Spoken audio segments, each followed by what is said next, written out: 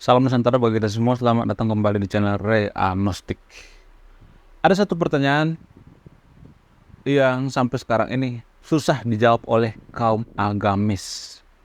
Jadi bagi sahabat yang nonton video ini yang termasuk golongan kaum agamis yang percaya dengan agama, terutama agama mayoritas di Konoha, mohon jawab pertanyaan saya. Jadi pertanyaannya adalah, apakah agama itu mempengaruhi seseorang itu bisa terpapar radikalisme? Apakah seseorang itu dipengaruhi agama sehingga seseorang itu bisa menjadi teroris? Apakah agama mempengaruhi seseorang itu terpapar radikalisme dan menjadi seorang teroris? Ini yang harus dijawab oleh kaum agamis. Jadi setiap ada terjadi masalah, misalnya ada orang yang terpapar radikalisme misalnya jadi teroris misalnya, kaum agamis kan biasanya langsung cuci tangan ya biasanya. Oh, bukan agamanya yang salah. Oh, itu kan oknum dari Hong Kong. Kalau cuma satu orang itu bisa aja oknum. Tapi menurut data dari BNPT ada 33 juta orang yang terpapar radikalisme di Konoha. Coba bayangkan. Kalau cuma oknum itu, setahu saya ya, 1, 2, atau 3 orang. Tapi 33 juta orang, itu artinya ada yang salah dengan cara kita beragama. Ada yang salah. Pahit, tapi ini beneran. Jadi, dan tersahabat yang nonton video ini, kalau ada temennya yang suka mengatakan bahwa, oh itu oknum. Ada misalnya orang terpapar radikalisme misalnya, oh itu oknum. Itu dari teroris. Oh, bukan dari agama kita. Padahal, kalau boleh jujur ya, agama itu sangat mempengaruhi pola pikir seseorang. Dan agama juga sangat mempengaruhi orang bisa terpapar radikalisme. Jujur aja deh, jangan nutup-nutupin. Kan selama ini kita, kalau misalnya ada orang terpapar radikalisme ya, oh itu oknum, oknum dari Hong Kong. 33 juta orang coba terpapar radikalisme. Perasaan ada bejibun kok teroris di Konoha. Masa kita lepas tangan oknum-oknum? Di negara lain nggak ada sebanyak itu. Di negara Brazil misalnya, di Filipina atau di negara lain misalnya, nggak ada seperti itu. Di Brazil misalnya penduduknya yang ratusan juta, nggak pernah sampai 33 juta orang terpapar radikalisme. Nggak ada.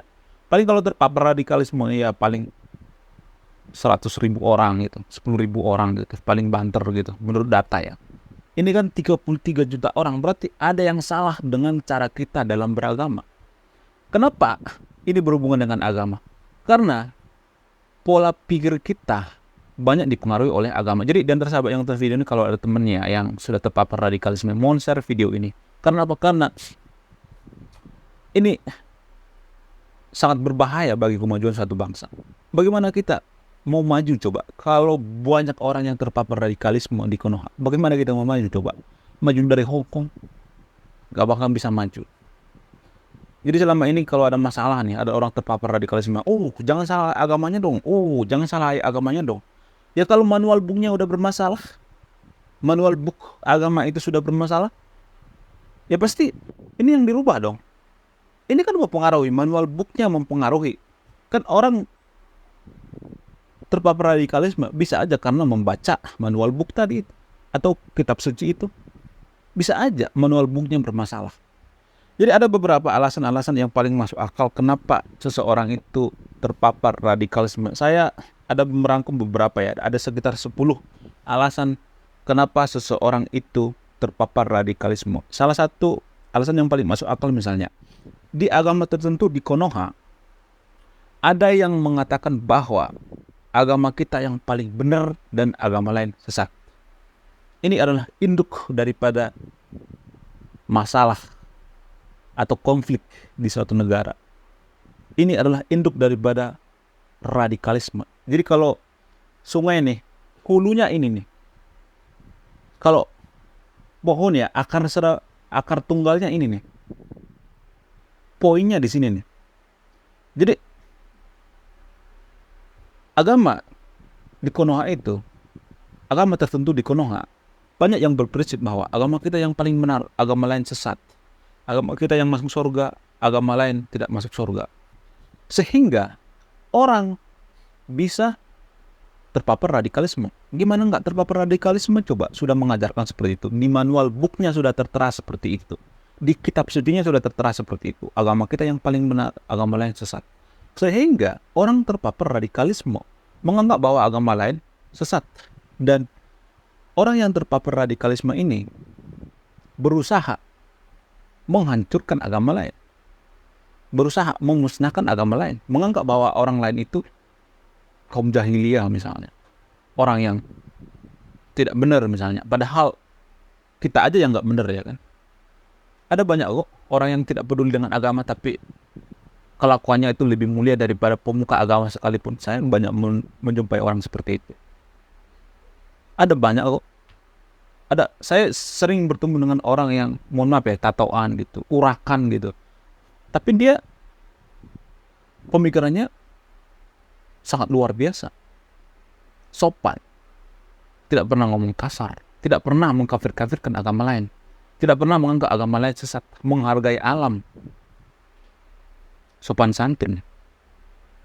Buang sampah pada tempatnya. Tidak pernah menganggap atau berpikir negatif kepada orang lain. Itu adalah ibadah yang sebenarnya. Itu adalah orang yang beragama yang sebenarnya. Tapi kalau manual punya sudah bermasalah, sudah menganjurkan membenci agama lain, ini adalah induk daripada radikalisme itu sendiri. Ini adalah pengakuan yang jujur. Jujur aja deh.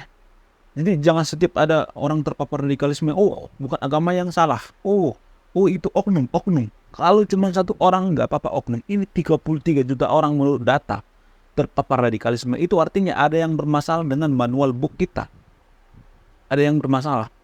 Saya sangat lama memperhatikan ini, mengamati ini. Jadi agama tertentu di Konoha itu justru mengajarkan membenci agama lain. Dan ini asal muasal daripada terbentuknya radikalisme itu. Dan di antara sahabat yang tonton video ini, kalau misalnya punya anak gitu, anak kecil ya, dari sejak orok diajarkan seperti itu. Agama kita yang paling benar, agama lain sesat. Yang berbeda dengan agama kita sesat. Sehingga waktu gedenya dia secara tidak langsung jadi telolit. Gimana nggak telolit coba? Orang dari kecil sudah didoktrin kebencian. Jadi orang tua macam apa yang mengajarkan seperti itu kepada anaknya? Orang tua ini dipengaruhi apa? Dipengaruhi manual booknya. Orang manual booknya seperti itu, ya kan? Jadi ada yang salah dengan manual book itu. Itu yang kita cari solusinya. Jadi nanti sahabat yang tonton video ini, kalau misalnya ada anaknya masih kecil ya mohon lah. Jangan, kalau ini pribadi saya ya bisa aja dibantah nggak apa-apa. Nanti kalau udah dewasa 17 tahun ke atas baru diajarkan agama deh. Karena di agama ini banyak, mohon maaf ya, banyak mengajarkan kebencian. Jujur aja deh. Terutama agama tertentu di Konoha ya. Alasan selanjutnya misalnya, justru pemuka agama itu mau mengajarkan rasis terhadap agama lain. Dan dibiarkan menghina agama lain. Menjelek-jelekkan agama lain. Dan dibiarkan. Jadi coba kita berpikir secara rasional. Bagaimana mungkin ya ada seorang pemuka agama mengajarkan kebaikan, harusnya mengajarkan perdamaian, tapi mengajarkan bahwa agama lain itu sesat. Kitab suci agama lain itu sudah direvisi misalnya. Ada yang mengatakan seperti itu misalnya. Oh Tuhan mereka itu manusia misalnya. Contoh seperti itu ya. Ada banyak kok. Jujur aja deh. Pemuka agama di Konoha yang rasis terhadap umat lain. Bahkan pemuka agama sekalipun ada yang mempersekusi ibadah rumah orang lain. Jadi kapan majunya kita coba? Apa nggak jadi terpapar radikalisme kalau pemuka agama yang mengajarkan rasis? Jadi makanya saya sering menyuarakan kepada pemerintah, tolonglah pemuka agama itu harus ada sertifikasi gitu. Jadi harus ada izin. Misalnya nih, sama seperti dokter gitu, izin praktek gitu, izin berdakwah, harus ada sertifikasi deh semua pemuka agama. Ya nggak apa-apa pemerintah ngasih gajinya gitu, guru ngaji, guru agama semuanya dikasih gaji deh yang gede, tapi dengan syarat Mereka akan mengajarkan kebaikan-kebaikan, mengajarkan toleransi, mengajarkan attitude, mengajarkan budi pekerti, bukan malah mengajarkan rasis terhadap agama lain. Jadi harus ada sertifikasi gitu. Semua pemuka agama harus ada sertifikasi. Karena ini mempengaruhi kemajuan satu bangsa. Apa pengaruhnya? Agama itu mempengaruhi kemajuan satu bangsa karena agama itu mempengaruhi pola pikir kita, mindset kita. Mindset mempengaruhi tindakan, tindakan mempengaruhi nasib. Dan nasib mempengaruhi negara kita. Nasib individu maksudnya. Bagaimana kita bisa bersaing dengan negara lain? Bagaimana kita mau maju kalau misalnya pemuka agama mengajarkan rasis terhadap agama lain? Agama lain sesat. Cuma agama kita yang paling benar. Agama lain itu harus diberantas. Bagaimana mungkin seorang pemuka agama mengajarkan rasis terhadap agama lain? Coba, mari kita berpikir secara rasional. Kalau saya pribadi ya, daripada saya harus rasis terhadap agama lain, rasis terhadap umat lain, mending saya nggak usah beragama deh sekalian. Makan itu agama. Beragama tapi rasis. Kapan majunya kita coba? Misalnya ada yang membantah, orang manual booknya seperti itu. Nah, itu masalahnya. Manual booknya ini, kita harus cari solusinya. Harus direvisi. Direvisi sekalian kalau bisa mah. Manual booknya ini direvisi. Kalau untuk kebaikan. Jadi bisa aja manual book ini dari sononya sudah bermasalah. Dan suruh dihafal gitu. Dipaksa dihafal. Sudah bermasalah, dipaksa dihafal. Terus akal sehat kita di mana? Setahu saya orang yang beragama itu menggunakan akal sehat dulu, pemikiran dulu, baru menggunakan tawakal. Setahu saya seperti itu, urutannya seperti itu. Tapi kalau sekarang ini menggunakan tawakal dulu, baru akal gitu. Iya enggak lah, akal dulu. Kalau kita berpikir bahwa manual booknya itu bermasalah, bikin orang jadi terpapar radikalisme, kenapa enggak disunat aja itu? Disunat aja, direvisi bisa kok. Wong agama ciptaan manusia kok. Kalau saya mengatakan bahwa agama itu ciptaan dari Tuhan, agama yang mana? Ada 4.000 agama di dunia ini. Agama mana yang diciptakan oleh Tuhan? Agama yang mana coba? Menurut data ada 4.000 agama di dunia ini. Agama yang mana? Oh, agama ciptaan manusia kok. Kalau misalnya ada yang mengatakan bahwa agama itu ciptaan Tuhan karena Nabi bertemu Tuhan di satu tempat misalnya, dapat wahyu misalnya, itu kan katanya. Emang ada yang lihat di situ? Ada saksinya gitu, minimal 2 orang gitu. Ada yang lihat nggak nabinya bertemu sama Tuhan? Nggak ada yang lihat. Itu kan katanya. Surga juga katanya yang disucikan. Jadi ada banyak orang terpapar radikalisme hanya karena masalah seperti ini. Nanti kalau kamu membenci agama lain, kamu dapat surga. Surga jaminan. Pret. Jadi orang yang terpapar radikalisme ini bukan hanya orang yang IQ 78 ya ternyata. IQ yang 100 juga bisa kena kok. Jadi ini sangat berbahaya sekali. Sangat berbahaya sekali. Alasan selanjutnya misalnya, justru agama itu mengajarkan rasis terhadap agama lain. Contoh misalnya, tumpas kafir, membenci Yahudi misalnya. Kan rasis itu namanya. Coba bayangkan, kenapa ada agama yang rasis terhadap agama lain? Kenapa? Bukankah agama itu mengajarkan kebaikan? Jadi ini yang mempengaruhi orang banyak terpapar radikalisme, rasis terhadap agama lain. Agama macam apa itu? Rasis terhadap agama lain. Beragama tapi malah rasis gitu. Ini menurut saya itu kampungan dalam beragama. Gimana nggak kampungan coba? Orang beragama itu setahu saya itu berpikir secara rasional, bijak, sana, menggunakan akal. Tapi ini malah membenci Yahudi lah, membenci itulah. Beragama tapi kok membenci. Makan itu agama. Gara-gara agama itu konflik di mana-mana, ribut di mana-mana. Gak usah ngeyel deh mengatakan, oh bukan agama yang salah, bukan agama yang salah. Oknumnya, oknum dari Hongkong. Cuci tangan itu namanya, lepas dari tanggung jawab. Coba pelajari, manual booknya pelajari loh. Kalau manual booknya sudah bermasalah, ini akan berpengaruh pada mindset seseorang. Pantesan banyak orang yang terpapar radikalisme di Konoha. Orang ngajarannya seperti itu kok, rasis. Alasan selanjutnya misalnya, di agama tertentu di Konoha menjanjikan surga gitu. Jadi banyak orang yang lalu berhalusinasi karena surga-surga ini dijadikan surga. Padahal surga itu juga belum tentu ada. Pahit sih. Kalau menurut saya pribadi ya, tapi bisa dibantah gitu. Surga itu adalah paksaan dari manusia itu sendiri. Kenapa saya mengatakan bahwa surga itu paksaan dari manusia itu sendiri? Karena gini, kalau misalnya nih kita meninggal ya, terus nggak ada surga, kan rasa ini ya, garing ya, hidup kita serasa garing ya. Masa gitu aja nggak ada surga? Masa gitu aja nggak seru hidupnya nggak seru? Masa nggak ada surga?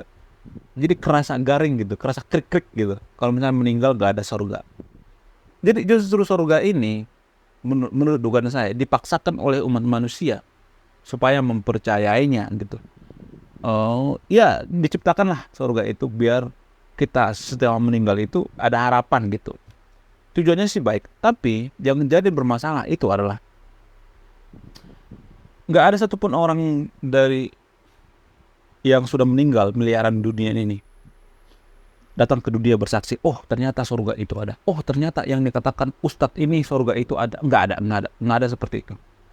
Kita cuma disuruh bersaksi bahwa surga itu ada, tapi tidak pernah melihat surga itu kan. Mungkin ada yang bantah, oh kamu kan nggak bisa melihat angin, kamu kan nggak bisa melihat kentut, tapi kamu percaya kentut ada kan, percaya angin ada kan. Nah, surga dengan kentut atau angin itu bukan apple to apple, itu dua hal yang berbeda. Surga ada tempat, iya bedakan dengan tempat dong. Bukan angin dengan tempat gitu kan, bukan apple to apple. Apple to apple itu hanya harus sebanding gitu, nggak jauh beda gitu. Kalau angin dengan surga itu dibandingkan, itu sama dengan apple dengan jeruk gitu. Iya, bukan jeruk lagi sih, udah apple dengan tanah gitu. Udah jauh beda banget gitu. Jadi ini yang bikin orang-orang jadi keblinger gitu. Kalau logikanya yang kuat, dia tidak akan terprovokasi dengan metafora. Angin itu tidak bisa dilihat tapi dirasakan, sama seperti surga. Itu bukan apple to apple. Surga itu adalah wujud, dan tidak ada satupun yang pernah melihat surga, tapi kita disuruh bersaksi bahwa surga itu ada. Dan ini bikin orang berhalusinasi. Orang yang terpapar radikalisme itu, dia berhalusinasi dengan surga. Dia dijanjikan surga. Kalau kamu memberantas umat ini misalnya, menghabisi umat ini, kamu jaminannya surga. Pret, tai kucing. Ini yang bikin banyak orang berhalusinasi dan terpapar radikalisme. Jujur aja deh, nggak usah ditutupin. Kesel saya. Negara kita nggak maju gara-gara apa? Gara-gara manual book kita sudah bermasalah.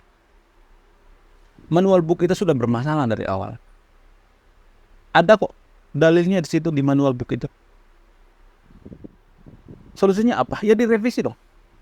Iya kan? Daripada kita ribut gitu.